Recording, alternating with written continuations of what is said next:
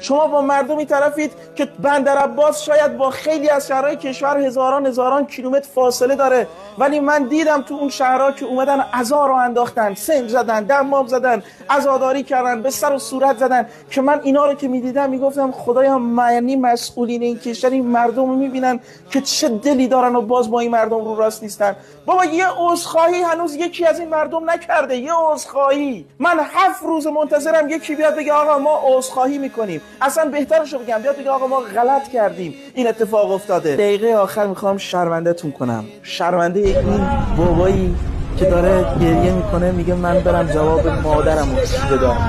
صداش بلد بشنم. آره میگه گلی گم کردم میجویم او را. میگه من جواب بچه هاشو چی بدم. یا اصلا نه، شرمنده این آقایی که کنار بدن برادرش نشسته با اون گویش شیرین قشنگ بندری خودش میگه امیر حسین کاکا دورت بگردم کاکا، دورت بگردم کاکا بلمه همیسه به تو شما برای خاک کنه. همیسه بلمه کاکایی الله اکبر کاکا بلمه کاکا بلمه همیسه دورت بگردم کاکا، دورت بگردم کاکا بلمه اشهد ان لا